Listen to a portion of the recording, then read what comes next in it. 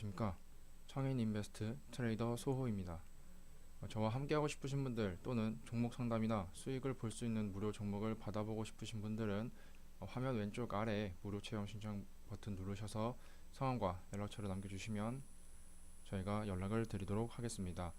계속해서 좋은 정보 올려드릴 테니 화면 오른쪽 아래에 있는 구독 버튼도 눌러서 새로운 영상 나올 때 신청 부탁드리겠습니다. 그리고 영상을 보시면 댓글 혹은 좋아요 눌러주시면은 감사하겠습니다. 오늘 제가 준비한 영상은 이틀 전에 제가 올렸었죠. 처음에 나는 누구인가 라는 주제로 했습니다. 투자 심리가 무엇인가에 대한 그 출발점이었는데요. 오늘은 제가 한 논문을 좀 보다가 투자 심리에 관해서 보다가 고정관념이 제일 큰 문제다 좀 라고는 생각이 들어가지고 이번에는 시장 참여자들이 잘못 알고 있거나 혹은 오해하고 있거나 핵심을 놓치고 있는 그런 개념들에 대해서 좀 설명을 드리려고 합니다. 크게 거창한 내용은 아니지만 언제나 항상 기초공사가 잘 되어 있어야 그 집이 완공이 되어서도 무너지지 않겠죠. 그래서 한번은 보면은 지난 강의에서는 투자자와 투기자 그리고 소비자에 대해서 설명을 해드렸고 보통은 다 소비자다. 개인 투자자들, 개미 투자자들 말은 뒤에 투자자라고 하지만 실질적으로 우리는 소비자다라는 점을 우리가 마음이 아프지만 인정을 했습니다. 거기서 우리는 출발을 합니다. 잠깐 덧붙이자면 가장 늦었을 때가 가장 빠른 때라는 거는 어떻게 보면 늦은 건 늦은 거죠. 늦은 건 늦은 게 맞지만 그래도 내가 오늘 깨달았으면 한 달 뒤에 깨닫고 1년 뒤에 깨닫는 것보단 내 입장에서는 빨리 깨달은 거잖아요. 남들과 비교했을 때는 물론 늦은 건 맞지만 그렇죠? 근데 이미 늦은 걸 어떡합니까? 대신 내가 사는 내 인생에서 하루빨리 깨달은 걸 오히려 감사해야 되는 거죠.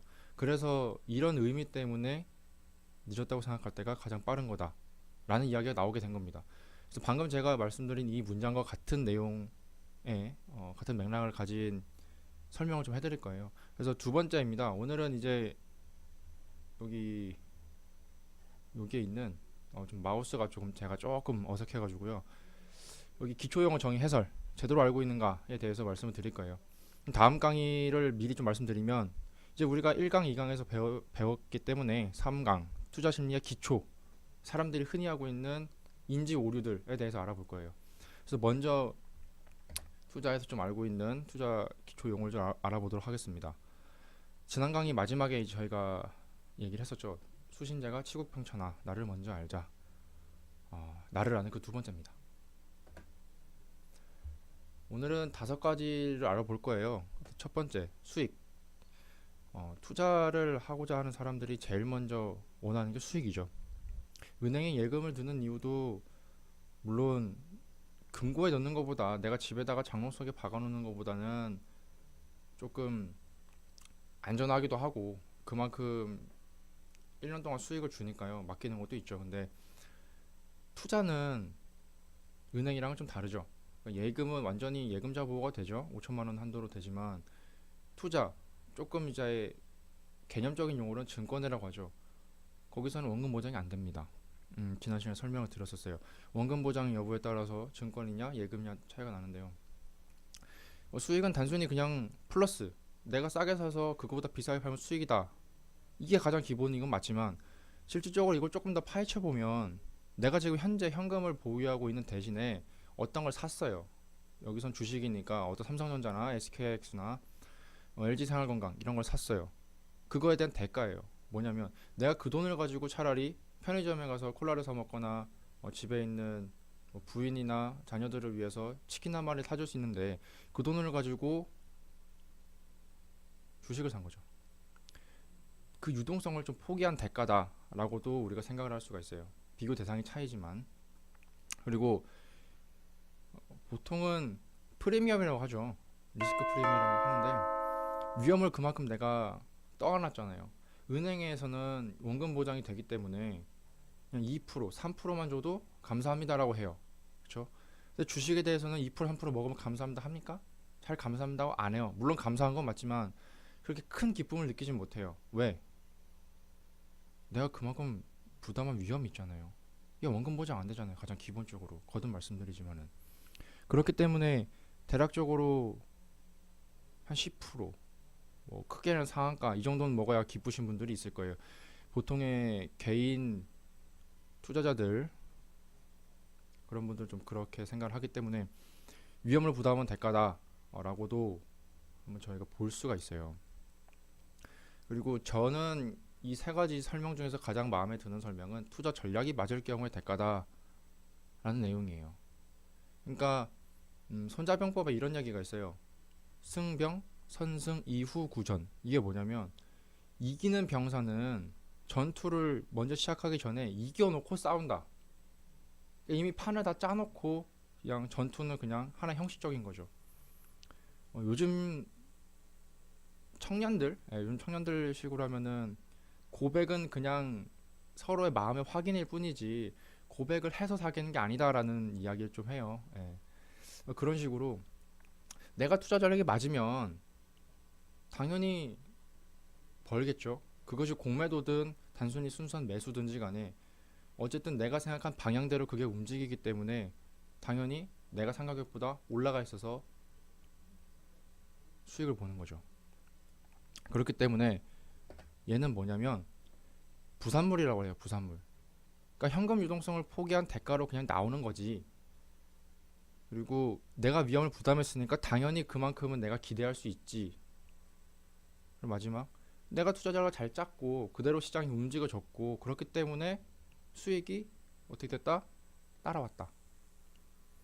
그래서 저는 수익을 추구하진 않아요. 물론 말로는 수익을 추구한다 하지만 실질적으로는 유동성을 포기한 대가를 계산해보고 내가 이 위험 정도를 좀 계산해보고 내 투자 전략을 점검해보고 그런 뒤에 따라오는 게 바로 수익이다 라고 좀 약간 2차적으로 좀 생각을 해요. 그래서 이 방송을 듣는 예비 투자자분들 혹은 실제로 지금 하고 있는 투자자분들도 한번 생각해 보시면 좋은 주제라고 생각을 해요. 내가 왜 수익을 보려고 하는가? 내가 생각한 수익이 단순히 그냥 싸게 사서 비싸게 파는 건가? 그것만을 위해서 그런 건가? 라는 점. 그리고 두 번째, 사실상 사람들이 가장 많이 무시하고 있고 혹은 의도적으로 회피하고 있는 게 위험이죠. 정확히 얘기하면 위험 관리인데요. 위험이 뭐냐면 그냥 영어는 리스크예요. RISK. 불확실성, uncertainty라고도 해요. 왜냐면 제가 가장 많이 드는 예시가 우리가 내일 점심에 뭐 먹을지 몰라요. 그 다음날 점심에 뭐 먹을지도 몰라요. 왜? 미래에 발생한 일이잖아요. 내가 지금 내일 햄버거 먹고 싶다 해도 햄버거를 먹는 게 아니죠. 왜? 만약에 친구가 나는 햄버거 오늘 좀 별로야. 오늘은 내가 좀 면이 땡기네 하면 면을 먹는 거잖아요. 그렇죠? 그 때문에 이것도 불확실성이에요. 잘 몰라요. 잘 모르면 위험해요. 돌다리도 두드려보고 건너는 세상인데 한참도 모르는데 어떻게 그걸 덥석덥석 매수를 하고 매도를 할까요? 그래서 미래기 모든 결과가 미래에 발생을 하기 때문에 이것이 위험하다고 하는 거죠. 이미 결과를 모두 다 알고 있으면 우리 그런 얘기 하잖아요. 아, 비트코인 내가 2011년에 살 걸, 2013년에 살 걸, 2015년에 살 걸. 왜? 지금 이미 비트코인 다 떠서 올라갔었던 걸 알잖아요. 올해 1월 2,600만 원까지 간 거. 이미 우린 지금 알잖아요. 그 1,000원짜리가. 근데 그걸 과연 알았을까요? 우린 지금 모르죠. 모르니까 지금 과거로 돌아가서 아유 그럴 걸 라는 후회를 하고 살죠. 그래서 이거는 위험에 대해서 제대로 우리가 인지하지 못하고 있었다라는 거죠.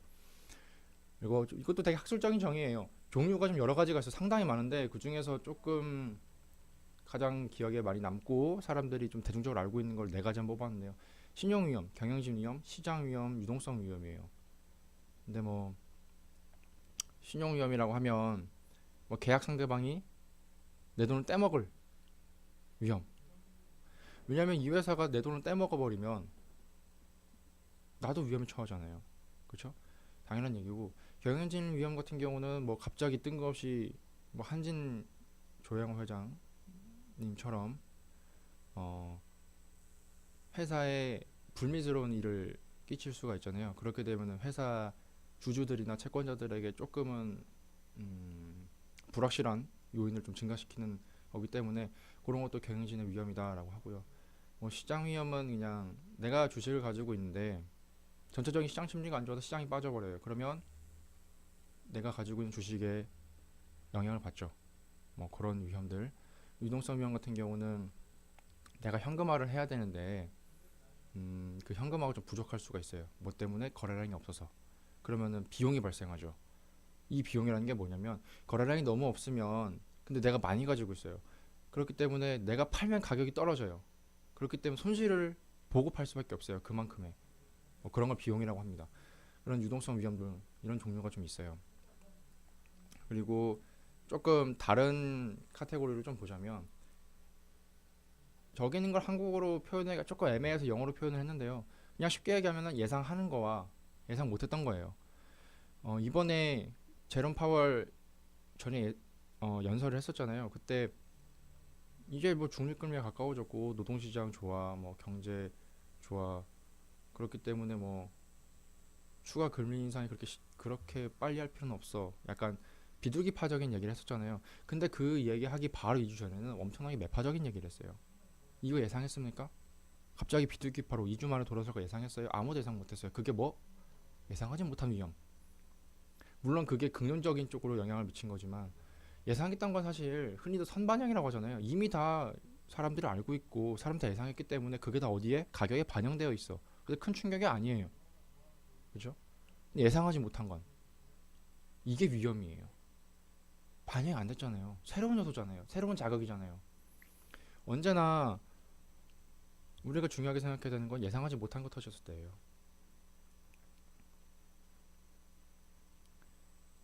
그래서 그것이 불확실성이고 그것이 위험이다. 네, 한번 생각해 보세요. 지금 내가 가지고 있는 회사, 내가 가지고 있는 자산, 내가 다니고 있는 회사도 괜찮아요. 갑자기 예상하지 못한 위험이 뭐가 있을까? 사람들은 다 이거라고 생각하는데 혹시 다른 게 아닐까? 뭐가 또 있지 않을까? 한 번씩 머릿속에서 어, 이미지 트레이닝이라고 하나요? 그런 거 해보면 실제로 그 상황이 딱 됐을 때 대처가 좀 잘 되거든요. 음, 이건 약간 좀 주식이랑은 좀 다른 얘기긴 하지만 이게 대비하는 게 뭐가 되게 중요하냐면 예전에 포항인가 어디 지진 한번 났을 때 그때 제가 건물 안에 있었거든요.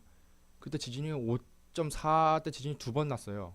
한 번 나고 나서 10분 뒤에 한 번 더 났었나? 근데 처음 지진 났을 때 제가 되게 당황해서 가만히 있었거든요. 너무 무서우니까. 근데 이걸 한번 겪고 나니까 이제 머릿속에 시뮬레이션을 했어요. 아, 자, 두 번째 만약에 또 오게 되면 내가 여기 있는 사람들한테 대피하라고 소리를 지르고 저 문을 열어놔야겠다. 근데 진짜 10분 뒤에 그게 터진 거예요. 그래서 당황하지 않고 바로 문을 열고 사람들한테 대피하자라고 얘기해서 대피를 시켰어요. 근데 그때 사람들은 어떻게 하고 있었어요? 그래도 그때 멍하고 있었어요. 그러니까 이게 예상을 못했기 때문에 사람들이 어떻게 될지를 모르는 거예요. 이게 만약에 주식이에요. 갑자기 얘가 급락을 해요. 내가 전혀 예상 못했어요. 그러면은 되게 멍 때려요. 뭐지? 어떡하지? 근데 만약에 내가 그걸 생각을 했으면, 자, 만약에 어떤 이유에서든지 이게 하락을 하면 나는 손절을 해야지, 혹은 그냥 보유해야지, 혹은 추가 매수를 해야지, 라는 세 가지 선택지를 그 중에 하나를 과감하게 할 수가 있어요. 근데 그게 아니었으면 이도 저도 못하는 거죠. 그게 우연히 좋은 선택일 수도 있겠지만 꼭 그렇지만은 않거든요. 저는 여기서 좀 시간을 많이 할애한 게 되게 중요한 요인이기 때문에 수익보다 더 중요한 게 위험이기 때문에 왜? 예금은 예금자 보호가 되지만 주식은 보호가 안 돼요. 누가 보호해야 됩니까? 우리가 보호해야 됩니다. 우리 스스로가. 그래서 자꾸 강조해서 말씀드립니다. 그리고 이제 마지막에 있는 뭐 알고는 있으나 무시하거나 간과하는 요소는 당연히 방금 말씀드린 이미지 트레이닝 관련한 얘기거든요. 그래서 한번 생각을 해보는 시간이 좀 필요한 것 같아요. 내가 뉴스를 보고 회사 재무제표를 보고 사업 보고서를 봤는데도 잘 모르고 있는 게 뭘까? 사람들이 혹은 잘못 알고 있는 게 뭘까? 그것이 위험한가? 네. 그래서 이건 매매의 시작과 끝이에요. 이거를 모르고 매매를 했다. 그럼 당장 나가도 당장 그건 매도를 해도 나쁘지 않은 선택이에요. 왜? 잘 모르잖아요. 잘 모르는 게 뭐? 위험. 네, 위험 관리를 위해서 모르면 다칩니다.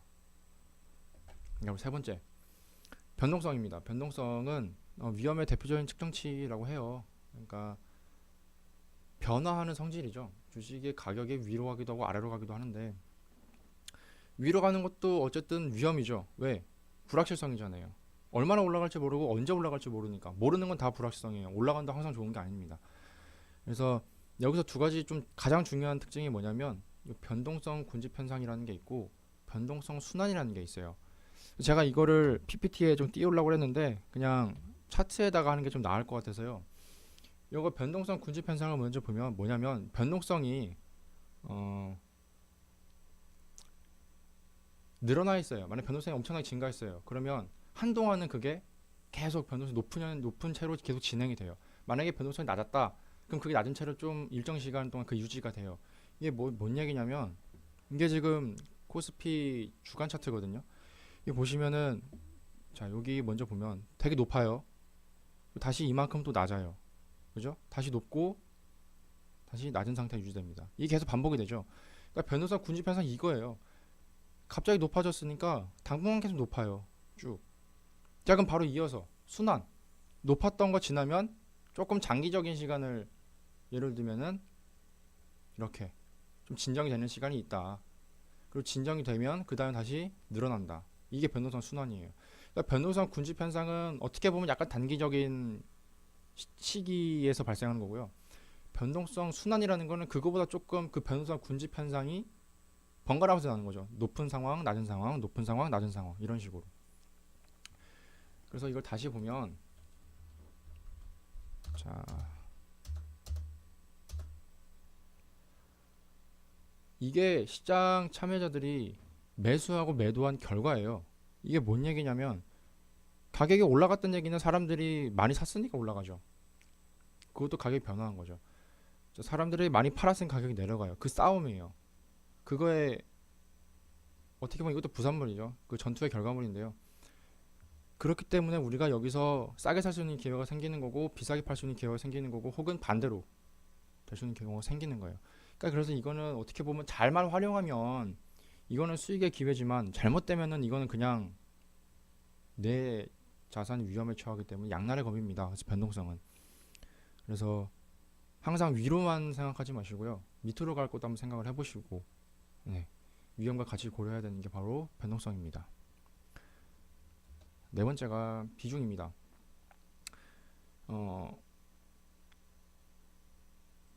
비중이 높다고 항상 좋은 게 아니고 낮다고 나쁜 것도 아니고요. 제가 생각했을 때 비중은 뭐냐면 그냥 내가 아는 만큼 들어가는 거예요.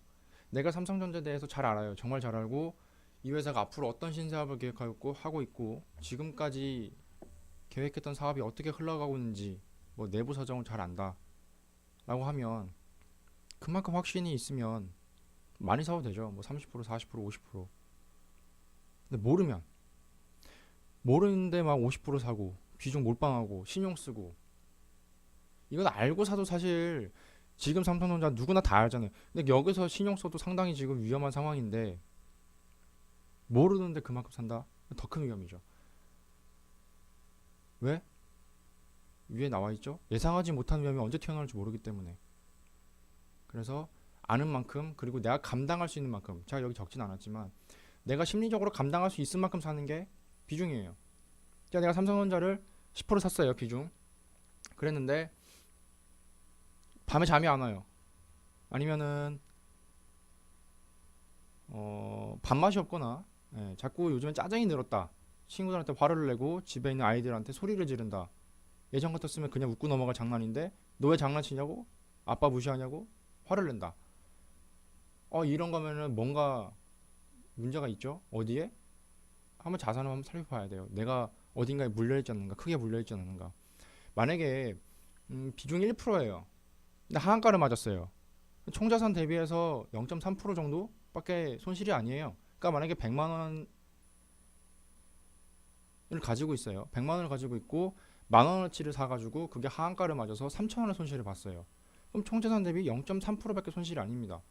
아니 뭐 증권거래 수수료도 0.3%밖에 안 되는데 뭐 그거 가지고 잠이 안 오고 그럽니까? 잘 사요. 아유 그냥 똥 밟았다 이렇게 생각하죠 막말로. 근데 만약에 하한가 맞은 게 비중이 10%다 20%다 30%다 혹은 최근 들어서는 신용이 좀 많이 감소했지만 작년에 제약바이오 열풍을 불면서 신용이 엄청나게 증가했죠 전체적으로. 만약에 내가 신용을 써서 샀다. 이거는 좀 과격하게 말해가지고는 마포대교에서 모임하는 거죠. 그만큼 위험한 거죠. 그렇기 때문에 내가 아는 만큼이고 내가 감당할 수 있는 만큼 들고 있는 게 비중입니다. 흔히들 비중하면 그냥 무조건 많이 넣어가지고 뭐 수익만 보려고 생각을 하죠. 제가 두 번째, 세 번째 설명드린 위험과 변동성은 아무 고려하지도 않고, 그렇죠? 벌 생각만 합니다. 사실 저는 투자 책보다도 오히려 백종원의 골목식당 좀 보면서 많이 배웠거든요. 그게 뭐냐면 그 우리 저 백종원 선생님이 항상 말씀하시는 게 요식업을 쉽게 보지 마라. 항상 사람들이 사장 해가지고 사장님이 돼가지고 돈 벌어서 부자 되면 해외여행 갈 생각 먼저 하지. 이 장사가 안 됐을 때 생각을 전혀 안 한다고. 그러니까 막상 손님이 안 올 때 내가 어떻게 될지 모른다. 기다리지를 못한다. 라는 생각을 해요. 조금 더 나가서 자영업자 폐업률이 엄청나게 늘어났죠. 최근에. 사실 그 자영업이 물론 기업 전체적인 크기에 비해서는 상당히 작죠. 뭐 삼성전자가 매출이 얼마인데요. 근데 어쨌든 우리 개인들 입장에서는 퇴직금으로 하거나 혹은 빚을 내서 이렇게 뛰어들잖아요. 상당히 위험이죠. 몰빵이잖아요. 근데도 그냥 쉽게 쉽게 생각하거나 그냥 돈 벌 생각만 하고 이렇게 하시는 분들이 좀 있어요. 어, 내 소중한 돈을 가지고 나의 소중한 시간을 가지고 약간 대비가 좀 덜 돼 있는 상태에서 하게 되면 그만큼 위험도 높아지는 거거든요. 그래서 주식도 마찬가지예요. 어, 불로소득이 아니거든요. 엄청나게 노력을 해야 되고 수익과 위험 변동성 다 관리를 하는 상태에서 우리가 들어가는 거기 때문에 어, 그냥 단순히 수익만 생각하고 들어가면 조금 예, 많이 위험합니다. 그리고 이제 비중이 늘어난다는 얘기는 뭐냐면 그만큼 내가 현금이 줄어든다는 얘기예요. 그 현금이 줄어든다는 뭐냐? 저 위에 첫 번째 수익 옆에 보시면은 현금 보유를 포기한 대가죠. 그러면 내가 비중을 늘렸다는 얘기는 얘가 더 올라간다는 얘기예요. 그렇죠? 그리고 현금이 줄어들었기 때문에 내가 선택지가 줄어들어요. 왜? 이 현금을 가지고 내가 다른 주식을 살 수도 있는데 굳이 이 주식에다가 비중을 늘렸어요. 그럼 가정이 뭐가 깔려있다? 이 주식이 더 간다. 그렇죠? 이걸 한번 생각하셔야 돼요. 꼭 반드시. 자, 이건 뭐다? 생존의 문제입니다. 왜? 비중 많이 뒀다가 깨지면 자본금이 날아가죠? 비중이 적은데 깨지면 자본금이 살아있습니다. 근데 비중이 많은데 자본이 깨졌어요. 그러면 내가 아무리 좋은 아이디어가 있고 아무리 좋은 기회가 와도 잡을 수가 없어요. 왜? 돈이 없어서.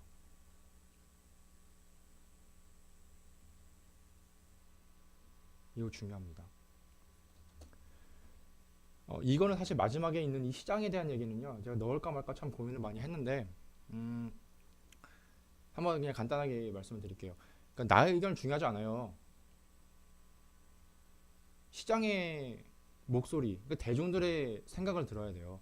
내가 삼성전자가 아무리 올라간다 생각해봤자 다른 모든 사람이 삼성전자 나는 마음에 안 드는데 팔 거야 하면 그럼 내려가잖아요. 그죠?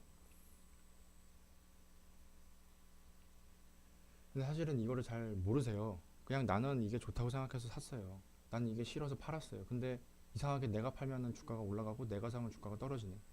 왜 그럴까요? 지금까지 제가 설명드린 이 네 가지, 요거 포함해서 다섯 가지, 그리고 지난 강의에서 얘기했던 우리는 소비자입니다. 라는 걸 인정하고 난 뒤에 한번 생각해 보세요. 이게 내 고집일 수도 있어요.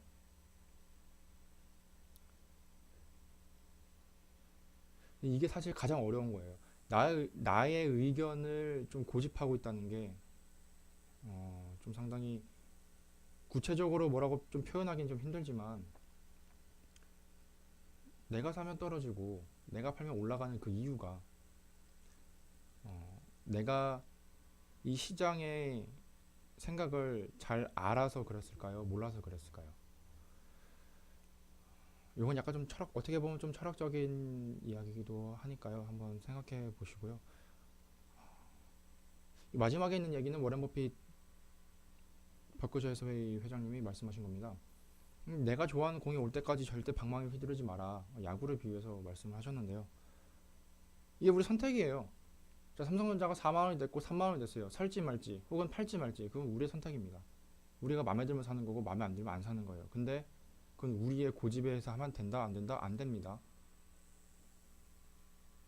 시장의 목소리를 들어야 됩니다. 그래서 우리는 겸손해야 하고 인내심을 가져야 됩니다. 그래서 마지막으로 드리는 말씀은 문명록 교수의 매트릭 스튜디오라는 책을 제가 저번 시간에도 설명을 드렸었어요.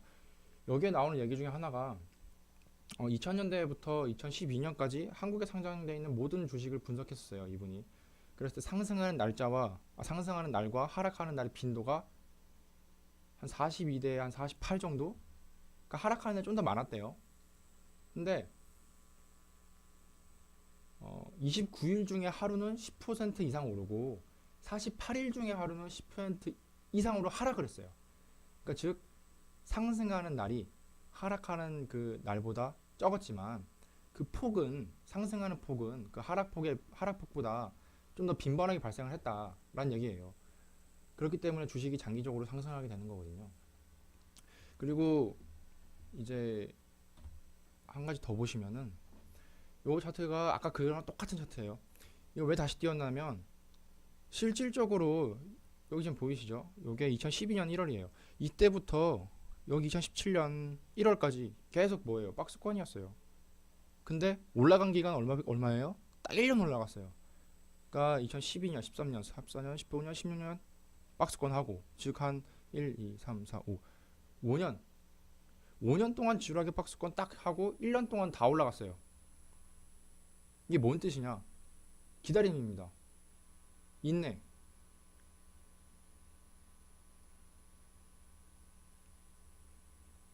자, 이 차트를 보면 좀 아시겠죠? 왜 기다려야 하는지를. 그때 시장은 좀 횡보하는 날 좀 더 많아요. 넓게 보면은. 그러니까 날짜 하루하루만 보면은 하락한 날 좀 더 많지만 장기적으로 이렇게 구간과 기간을 좀 나눠서 보면 횡보하는 날 좀 더 많다. 라는 얘기입니다. 그래서 마지막에 이제 이건 정말 마지막입니다. 정말 마지막인데 우리가 색안경을 좀 끼고 색안경을 끼고 있었을 수도 있어요. 지금까지 잘못 알고 있었던 걸 수도 있어요. 그래서 우리는 이걸 벗어야 됩니다. 콩깍지가 씌웠다 그러죠. 있는 그대로를 봐야 됩니다. 저는 그래서 이 여러분들이 가지고 있는 콩깍지, 이 색안경을 벗겨드리기 위해서 대략 한 27분 정도 우리 시청자 여러분과 이야기를 나눴습니다. 물론 저 혼자 이야기했지만 목소리가 좀 들리는 것 같아요. 그래서 이것으로 이제 두 번째 강의를 마치고요. 마지막은 이제 세 번째 강의가 언제 할지는 모르겠지만 제가 다음 주쯤에 할 거예요. 그래서 마지막 강의는 투자 심리의 기초, 인간의 본성을 파악하면 길이 보인다를 가지고 좀 몇 주 정도 할 거예요. 몇 번 더 할 거예요. 이게 이제 진짜거든요. 그래서 오늘은 이제 기초 용어 정의를 가지고 이제 영상을 좀 찍어봤고요. 영상 잘 보셨으면 화면 오른쪽 아래에 있는 구독 버튼 눌러주시면 감사하겠습니다. 제가 조금 더 힘을 내서 좀 더 퀄리티 있는 방송을 준비할 수 있는데 좀 동기부여가 좀 될 것 같아요. 그래서 저와 함께하고 싶으신 분들은 이제 화면 왼쪽 아래에 있는 무료 체험 신청 버튼이 있어요. 그거 누르셔가지고 성함과 연락처 남겨주시거나 혹은 뭐 질문 같은 거 있으면 댓글로 남겨주시면 제가 답을 해드릴게요. 근데 지난 영상은 댓글이 좀 하나도 없어가지고 뭐가 좀 부족했는가 조금 그래서 이번에는 더 열심히 준비를 했거든요. 그래서 이번에도 많은 댓글 그리고 영상 시청과 좋아요 부탁드리겠습니다. 이것으로 두 번째 강의를 마치도록 하겠습니다.